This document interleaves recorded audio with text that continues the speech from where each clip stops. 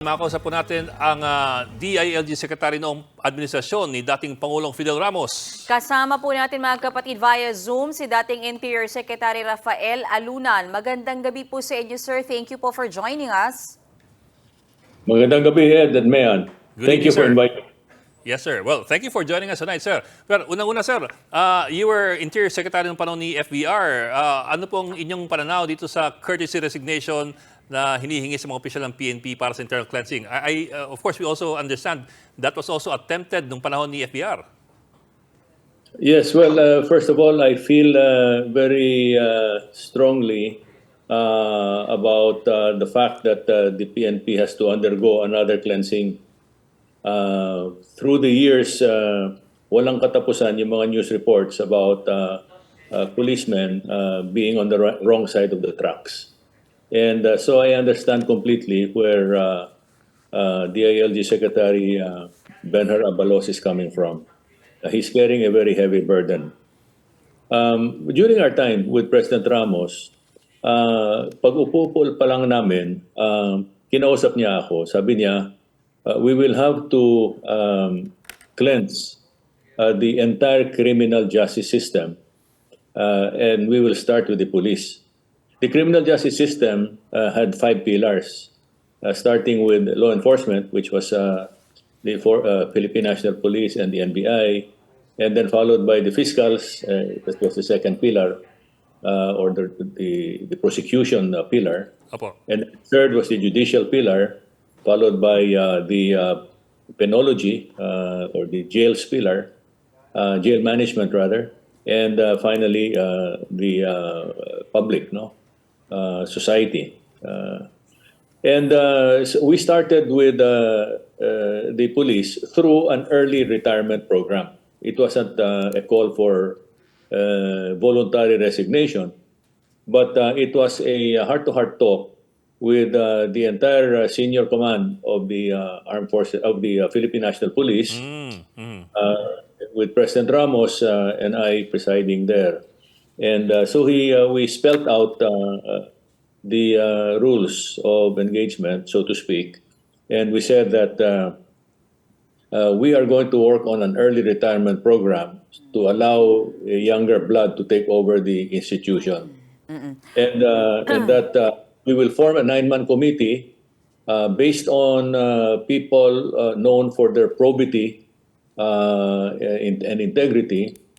And people that they themselves consider as role models. And so we asked them to recommend to us who their role models were. And eventually we selected 8 to join me as chair. And among them were Secretary of Defense Renato de Villa, who was also at one point the chief of the Philippine National Police after President Ramos. Sir, And then Undersecretary Alex Aguirre. And that process of reviewing their summaries of information, including interviews, took a total of 6 months. Ayun. And after 6 months, we went public for the first time and announced the names of 63 generals and colonels who offered to, well, the publicity was that they offered to resign, Apo. but they were actually given early retirement. Sir, ang akin yung tanong, where does this leave PNP po? Yung sa inyo inabot ng 6 months. Ito pong courtesy resignation na pinagagawa po sa mga generals at colonel, ginawa ng wala pang 5-man team, hindi pa ginagawa yung investigation. Hindi ho ba siya magkukos ng low moral po sa mga kapulisan? Well, for those who are guilty, of course, low moral yan, kasi at some point the axe will fall. But for those who have nothing to hide and nothing to worry about, wala namang problema yon. Life will continue, and that's always been the experience, regardless of the administration in charge. Yun ang kultura. How long it takes? It has to take forever and a day, kasi the people change in the PNP, people retire, and then there are new ones that come in, and then there are different types of leadership models that take over the Philippine National Police. Some are weak, some are strong. And so through the course of time, the PNP will go through ups and downs, twists and turns. And that is what leadership and management is all about. You'll have to monitor the situation, stay on top of it, and make sure that the situation is very well controlled. And at any moment or any instance where you find the people out of line, then you throw the book at them. It's not just a matter of resignation, but you kick them out. At the same time, you file charges against them. And that's the way we did it. Yes, sir. It's going to take forever and a day. Walang katapusan yan. Apo. Pero sir, inevitably, if you're talking about whether it's early retirement or courtesy resignation, inevitably you'll come across people who will refuse to do it voluntarily. Di ba? From the signals from Malacanang, it appears that they know already they know already who they're talking about and who they want to take out. So where does that leave us kung sakaling yung mga gusto nilang bumitaw, mag-submit ng courtesy resignation, hindi bumitaw? Well, I cannot answer for them. No? They have to answer that themselves. But in our case, after we retired 63 generals and colonels, we continued the cleansing until such time that by the end of the Ramos administration, at least during my term, when I left in 1996, I served for 4 years under President Ramos, we got rid of 3,000 more scalawags. Actually, our target was 20,000. But the reason why we fell short of the target was because the police no longer fell under the Armed Forces of the Philippines, and therefore nawala yung court-martial proceedings, and they had to be subjected to the civil courts. And the trouble with the civil courts is that they're hopelessly clogged, and it takes time for cases to be resolved. Kaya we fell short of our target of 20,000.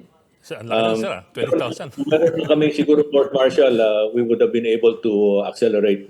Yes, sir. Sir, I'm wondering lang if you came across any legal issues, and in this particular case, would they come across any legal issues? Kung sakali lang na yun nga, nag-submit ng courtesy resignations, tapos tinanggap yung ilang courtesy resignations, tapos nabigla yung official, sinabi niyang, I did not have my day in court. Did that happen, and could that possibly happen? No, well, in our particular case, what we did was we made it very clear to them that we will be very open with them about their investigation. That's why, aside from studying their individual files, we interviewed each and every one. And at the very start, we already said that this will end up in an early retirement program, and that this was a man-to-man. We had a man-to-man talk, no? At ang usapan doon was that nobody would challenge the output. And we were very lucky that in the end, most of them honored their word. A few decided to go to the Supreme Court. But the Supreme Court thumbed them down, and they said this was done under the prerogatives and the duties and responsibilities of the office. So everything was considered on the up and up, and nothing abnormal was